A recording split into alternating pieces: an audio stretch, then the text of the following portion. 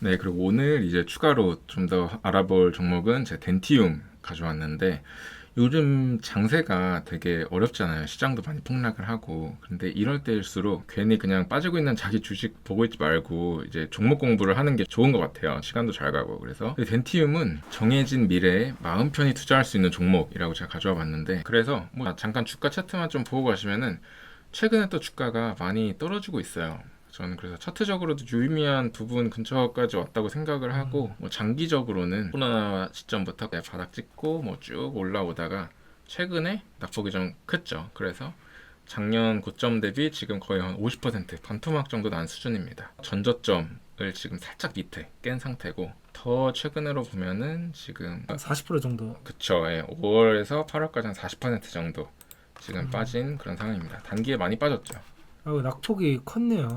네, 지금 작년 고점 대비로 보면은 낙폭이 좀 크죠. 그러면 여기에 영업이익만 한번 얹어서 보면 뭐 영업이익은 지속적으로 상승했는데 주가만 하락을 했네요. 그쵸. 그러니까 밸류에이션 측면에서 하락을 했다는 건데, 근데 일단 이 주가 레벨이 아까 말씀 주셨지만 봤을 때 그래도 지지를 좀 받을 수 있는 그쵸. 레벨이네요. 그러니까 뭐 사업 내용을 들었을 때 괜찮다 싶으면 좋은 방향에서 바라볼 수 있는 네네. 그런 상황으로 네. 보입니다. 그래서 네, 한번 내용을 살펴보시죠. 뭐 하는 회사냐? 지금 송강호가 광고를 하고 있는데 너무 쉬워요. 임플란트 만드는 회사예요. 임플란트 제품을 주력으로 치과용 의료기기를 생산 및 판매하는 치과용 의료기기 전문 기업인데, 매출 비중에서 보실 수 있다시피 그냥 임플란트 만드는 회사예요. 임플란트 만드는 회사고, 회사 자체는 진단기기부터 치료 계획기기, 뭐 시술 기기 용품들, 뭐 보철 이런 것까지 본인들이 다 한다고 하는데, 어쨌든 임플란트가 메인이다. 그래서 회사 말로는 뭐 기술 경쟁력도 있고 R&D 경쟁력도 있고 가격 경쟁력도 있다고 하는데, 저희가 의료인이 아니기 때문에 이런 경쟁력 자체를 파악하기가 굉장히 힘들잖아요. 맞아요.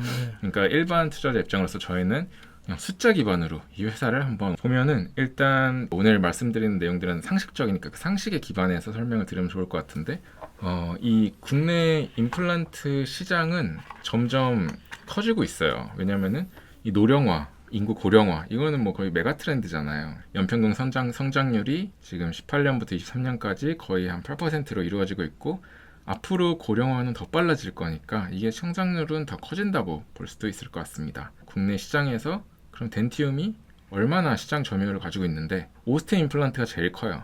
그 다음이 덴티움입니다. 근데 오스템 임플란트는 이제 상장 폐지됐죠. 그러니까 덴티움이 16% 정도 차지를 하고 있고. 근데 자료가 좀 많이 옛날이긴 하네요. 그렇죠. 2019년이네요. 저도 이게 좀 신기한 게, 회사에 공시되어 있는 가장 최근 IR 자료를 가지고 온 건데, 이 회사가 2019년 이후로 업데이트를 안 하나 봐요. 그냥 참고만 하시면 될 것 같습니다. 2019년이면 네. 5년 전인. 그쵸. 근데 뭐 비율은 조금 바뀌었을 수 있을 것 같은데 여전히 덴티움이 2위는 맞아요. 네, 오스템이 1위, 덴티움이 2위 이렇게 보시면 될 것 같습니다. 그러니까 유의미하게 시장 점유율을 가지고 있는 회사예요. 그러면은 이 덴티움은 지역별 매출이 어떻게 일어나냐? 요것도 중국이 많이 묻어있는, 중국에서 메인 플레이어로 활약을 하고 있는 업체예요. 지금 보시면은 국내에서 한 26%, 해외에서 매출이 한 74% 발생을 하는 해외 매출 비중이 높은 기업인데, 해외 매출 74% 중에서 거의 그냥 52%에 해당하는 부분이 반 이상이 중국에서 매출이 발생하고 있어요. 중국에서 메인 플레이어로 활약하고 있는 회사다. 투자 이유는 보면은 뭐 대단한 막 뭔가 섹시한 포인트라든지 엣지는 없어요. 그냥 정해진 미래에 투자하자는 아이디어예요. 메가 트렌드니까 고령화랑, 그 다음에 신흥국 경제 성장이 지금 굉장히 가속화되고 있잖아요. 중국, 인도, 베트남. 인도, 베트남도 되게 핫하잖아요. 지금 요즘 ETF 투자들도 많이 하는 것 같은데, 그래서 그만큼 신흥국 경제 성장이 빨리 이루어지고 있으니까 이 임플란트 시장도 그쪽에서 확 더 커질 수 있는 거거든요. 그래서 이 메가 트렌드로 성장하는 섹터고, 그렇기 때문에 물려도 시간이 흐르면 회복하고 성장할 수 있기 때문에 마음 편하게 그냥 장기로 투자할 수 있는 그런 회사다. 그러면 해당 섹터만 커지는 건 의미가 없죠. 해당 섹터에서 유의미하게 점유율을 가지고 이렇게 선도하는 회사인지가 중요한데, 덴티움은 그런 포지셔닝을 지금 하고 있습니다. 맞아요. 뭐 말씀 주셨지만 저 지금 딱 이따가 그 질문 드리려고 했던 게, 연평균 성장률 7.8이면 사실 뭐 그렇게 높은, 지금 조금 더 높아졌을 수는 있겠지만 이게 그쵸, 지금 그쵸. 저는 당연히 상식적으로 이게 2023년이고 이게 2029년일 줄 아, 알았는데 여기가 2023년이에요. 네. 이미 회사 자료가 네, 업데이트가 안 되네요. 일 좀 하셔야겠네요. 네. 그렇게 어려운 자료가 아닌 것 같은데 어쨌건 뭐 이게 유지됐다는 가정하에 아마 모르긴 해도 조금 더 기울기가 상승했을 것 같은데 일단 보수적으로 7.8%로 산업이다. 그러면 여기서 중박을 쳐서는 안 되고 여기서 MS를 조금 더 가지고 오는 그쵸. 그런 위치여야 되니까 그거에 대한 판단이 중요할 것으로 보입니다. 그렇죠. 제가 후술하겠지만 이거는 지금 국내에만 한정된 성장률입니다. 그리고 해당 섹터 내에서 덴티움은 유의미한 포지셔닝을 아예 하고 있다. 매출, 이익 규모 다 보시겠지만 잘 성장하고 있어요. 그리고 일단 수급적인 측면에서도 이 해당 섹터 내에서 대장주가 오스템 임플란트였는데 상패를 했잖아요. 네네. 그렇기 때문에 섹터 대장주가 시총 2위가 그 다음이 이제 덴티움이거든요. 그렇기 때문에 수급이 덴티움으로 많이 이제 몰려올 수밖에 없죠. 그럼 펀드 수급이라든지 패시브 자금이라든지 요거를 이제 잠깐 설명을 해드릴 건데 앞에서 잠깐 나왔는데 임플란트가 크게 이 프리미엄 세그먼트랑 밸류 세그먼트 두 가지 종류로 나뉜다고 보시면 되는데 이 프리미엄 세그먼트는 원래 이제 유서 깊은 뭐 미국, 영국, 뭐 스위스 이런 데 정말 글로벌 브랜드들의 임플란트들 고급 임플란트예요. 이런 거는 치과에 임플란트 하러 가도 요거는 몇백만 원씩 합니다. 그리고 그 밑에 이제 중저가형 살짝 보급형이겠죠. 그런 임플란트들을 밸류 세그먼트라고 하는데 네. 덴티움의 포지션은 프리미엄에는 못 들어가지만 그래도 밸류 세그먼트에서는 탑티어 네. 임플란트라고 보시면 됩니다. 이 부분이 저는 되게 좋은 포지션이라고 생각을 해요. 앞으로 이제 말씀드리는 거랑 맞물려서. 그래서 덴티움은 밸류 세그먼트에서 상위 포지셔닝을 하고 있다. 이걸 보시면 될 것 같고. 보시면은 고령화랑 이제 잠재 성장이 엄청난 임플란트 시장이다. 그래서 요건 이제 신금투 자료에서 가져온 건데 60세 이상 인구수가 급격하게 이제 앞으로도 계속 장기 추세로 우상향을 그리는 걸 알 수 있습니다. 이렇게 고령화랑 잠재 성장이 엄청난 임플란트 시장인데 과연 그럼 임플란트 침투율이 얼마나 되어 있냐, 시장이 얼마나 개화되어 있냐, 이거 지금 글로벌 1위 임플란트 업체 이 스트라우만이랑 NH투자증권 자료인데 임플란트 시장 침투율이 1.6%예요. 아직 시작도 안 한 시장이라는 거죠. 글로벌로 보면.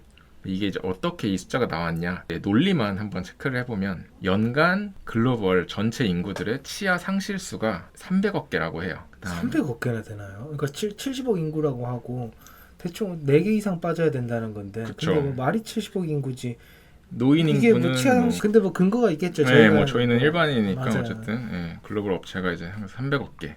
그리고 그 중에서 임플란트 치료가 가능한 치아 비중이 뭐 한 66% 정도 된다고 해요.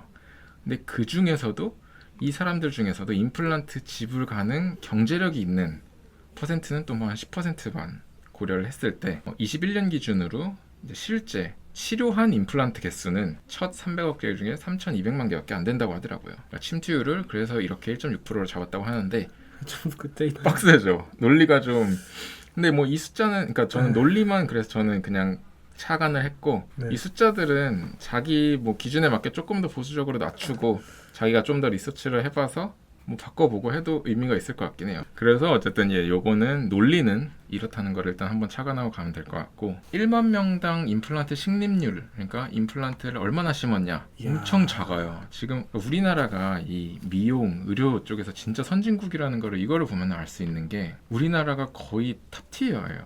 임플란트 보급률이 엄청 잘 돼 있고 지금 중국 거의 뭐 시작도 안 한 거 보이시죠?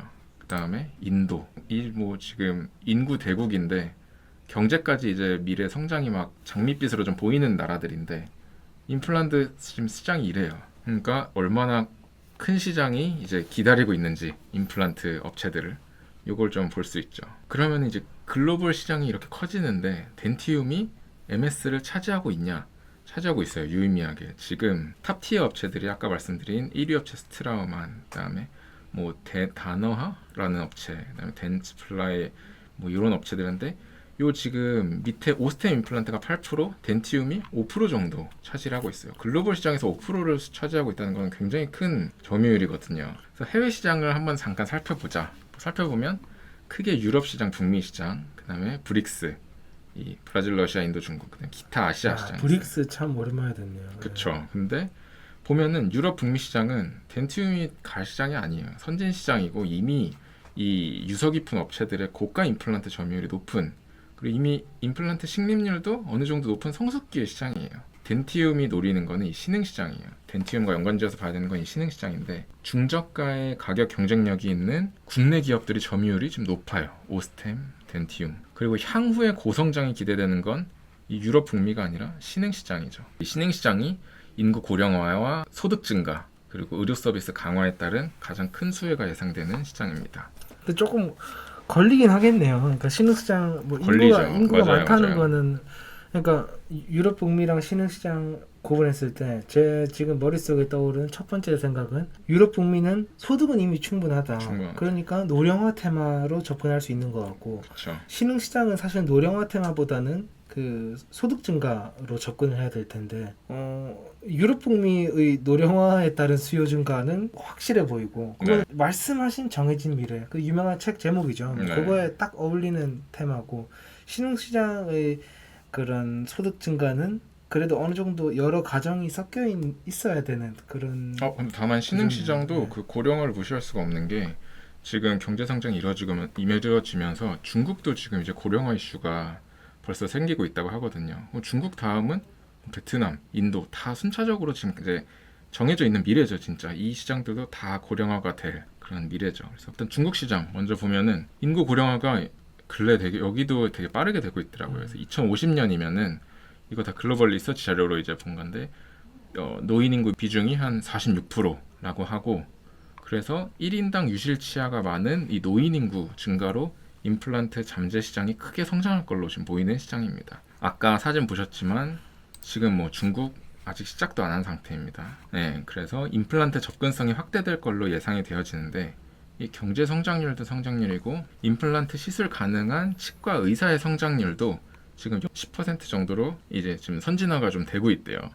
그래서 임플란트 접근성이 확대될 것 같고, 고소득층이 이제 중국도 이제 증가하고 있고, 공산당에서도 이제 국가 경제 위상 제고 목적으로 치과 치료에 대한 국가 정책을 강화하고 있어요. 그래서 임플란트 시술 보급이 뭐 정착화되고, 중국 시장은 5년간 지금 20%씩 성장할 가장 이제 높은 성장률로 보인다. 그리고 덴티움이 아까 보셨다시피 매출이 50% 이상이 중국에서 발생을 하고 있죠. 그렇게 이제 중국에서 잘 영업을 하고 있는 회사인데, 중국 시장 침투율은 그래서 아직 3%도 안 된다. 앞으로 엄청 커질 시장이라는 거죠. 중국 임플란트 시장 규모는 지금 앞으로 성장률이 엄청 가파르죠. 임플란트 시술 가능 치과 의사 수도 이제 막 열심히 늘어나기 시작을 해서 이렇게 가파르게 성장을 할 예정이라고 합니다. 네, 뭐 중화권 성장률 높다는 거고. 근데 이 중국에서 그러면은 아까 저희가 프리미엄 세그멘트, 밸류 세그멘트 얘기했죠. 뭐가 시장을 많이 차지하고 있냐? 여기가 당연히 프리미엄일 텐데, 이 국산 제품들이 시장을 지금 거의 60%를 먹고 있어요. 근데 이 국산 제품들이 뭐겠어요?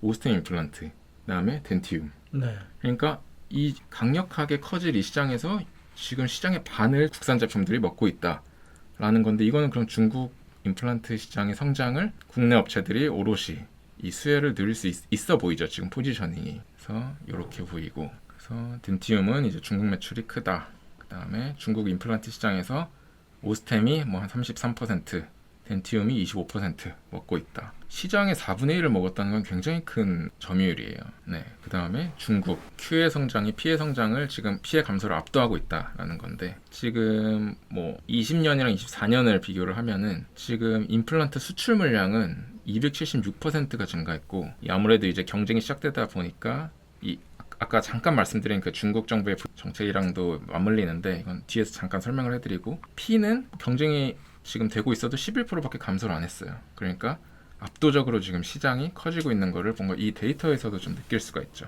그 다음에 이제 두 번째로 베트남 시장. 베트남 시장도 이 맥킨지 컨설팅 업체에 따르면 이 중산층 인구가 18년에서 23년간 과거에 연 10%, 9% 정도로 성장을 해왔다고 합니다. 그래서 2035년이 되면 중산층 인구가 전체 인구의 한 절반 이상을 차지할 거고, 경제력 상승에 따른 임플란트 침투율 고성장을 기대한다. 베트남은 베트남 국내 업체의 그 임플란트 업체들이 거의 지금 없나 봐요. 그래서 임플란트 제품을 90% 이상 수입하고 있다. 그래서 베트남 인공치아도 이렇게 커지고 있고, 베트남의 임플란트 국가별 수입 비중으로 보시면은 한국 제품이 한 26% 정도 포지셔닝을 하고 있고 이것도 오스템이랑 덴티움이겠죠. 그래서 베트남 임플란트 가격이 이렇고 요게 지금 아까 말씀드린 프리미엄 제품들 오스템이랑 덴티움은 밸류 세그멘트 제품들 반값이에요 반값. 근데 신흥국 시장이면 당연히 이게 시장을 더 빠르게 먹지 않겠습니까? 그 다음에 어마어마한 인도 시장 요건 좀 먼 미래일 수 있겠지만 미래 세계에서 가장 큰 덴틸 시장 중 하나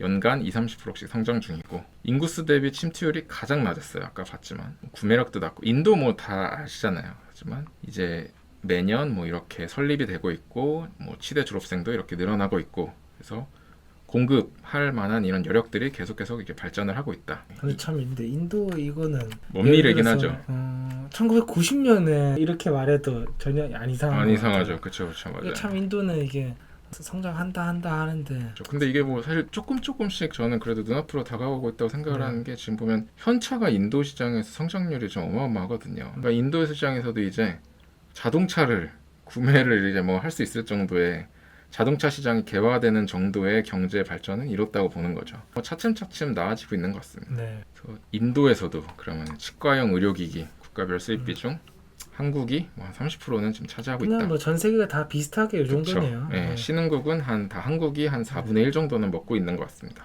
그래서 이제 마지막으로 이제 밸류에이션을 그러면은 뭐 알았어 정해진 미래 뭐 잘 될 거라는 회사인 건 알겠고 이 회사가 지금 사도 될 정도로 밸류에이션이 싸냐? 밸류에이션을 한번 봐야 되잖아요. 보면은 이제 매출도 무리 없이 그냥 순탄하게 쭉 성장하는 회사고 영업이익도 쭉 그에 따라서 성장하는 회사입니다. 그리고 의료기기 업체의 특징이죠. 이 영업이익률이 높아요. 영업이익률이 이것도 뭐 한 계속 올라오고 있어서 한 30%대 정도 나오는 회사입니다. 근데 매출 성장률이 이렇게 꺾이고 있네요. 저 매출 성장률이 2020년에 그냥 코로나 하면은 또 이제 그 시술이 적잖아요. 입 벌리고 해야 되니까 그래서 코로나 때는 뭐 너네라고 치고 그냥 뭐 성장률이 이게 뭐 꾸준히 이제 떨어지고 있네요. 러시아에서도 좀 매출이 있는데 러시아도 그 우크라이나랑 전쟁을 하면서 그쪽도 이제 선적이 한동안 많이 막혔었더라고요.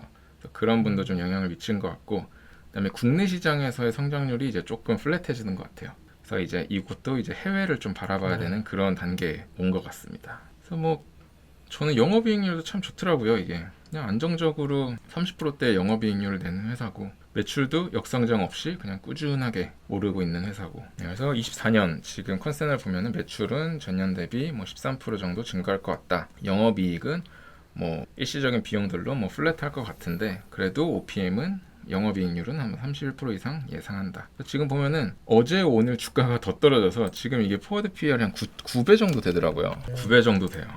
그러니까 지금 시장이 급락할 때 같이 맞고 있는데 뭐 과거에 뭔가 이런 파워들을 비교해 봤을 때 이게 뭐 크게 비싼 상태는 아닌 것 같아요. 근데 이제 그 과거 대비 성장률이 조금 꺾였으니까 그것 때문에 디스카운트를 조금 받는다고 보면 제 생각입니다. 네네네. 그러면 그러니까 12배에서 조금 디스카운트해서 9배 9배 정도면 뭐 그냥 적당한 수준. 그렇죠. 막 지금 막 딱 무조건 네. 사야 된다 이게 아니라 요 회사의 사업 컨셉이 이렇고 미래가 이러니까 뭔가 이거는 그냥 뭐 느긋하게 네. 장기로 뭐 이렇게 투자를 해도 좋은 종목 아닐까라는 그런 컨셉의 이제 회사고 글로벌 피어 그룹도 사실 이게 참고차 가져온 건데 탑 티어 이 5개 제품을 제외하고 이제 밑에 회사들이랑 좀 비교를 해보면은 덴티움이 그래도 확실히 영업이익률도 지금 전체 평균보다 훨씬 높은 편이에요. 높은 편이고 PR은 낮은 편이고 그래서 그런 상황입니다. 그래서 총평은 너무 간단하죠. 얘네가 지금 주가가 언제 출렁이냐면은 분기 수출 데이터에 따라서 주가가 좀 변동성이 커요. 그러니까 전분기 수출 데이터가 좀 떨어졌다 이러면은 뭐야 이거 해외가 중요한 회사인데 수출 데이터가 떨어졌네 그러면 실적이 안 좋은 거 아니야? 이런 노이즈 때문에 분기 단위로 이렇게 변동성이 좀 큰데 사실 이 회사의 컨셉을 보면 어쨌든 장기 투자에 가까운 회사고 그렇게 보면 분기 데이터가 저는 크게 중요할까? 그거보다는 분기 데이터의 노이즈로 인해서 떨어졌을 때 조금씩 적립식으로 모아가는 게 바람직한 회사라는 생각이 들더라고요. 어쨌든 장기적으로 우상향은 정해진 미래인 회사니까. 그다음에 투자 아이디어는 그래서 굉장히 단순하고 직관적이다. 다시 한번 말씀드리지만 이 고령화와 경제성장 등 이런 메가 트렌드에 마음 편히 투자하는 회사다. 근데 요거는 제가 가치 투자 종목들을 이렇게 공부할 때 좀 의미가 있다고 생각하는 문구였는데 우리들의 아이디어가 더 빨리 퍼지지 않는 이유는 그러니까 주가가 급등하지 않는 이유는 그것들이 너무 단순하고 상식적이기 때문이다라는 말인데, 너무 단순하고 상식적인 일이지만 이제 시간을 추가함으로써 그런 것들이 주가에 이렇게 반영됨을 천천히 기다리면서 투자를 하는 뭐 그런 얘기였습니다. 그래서 덴티움은 이 정도로 한번 공부를 하고 넘어가면 좋을 것 같아서 가져와 봤습니다.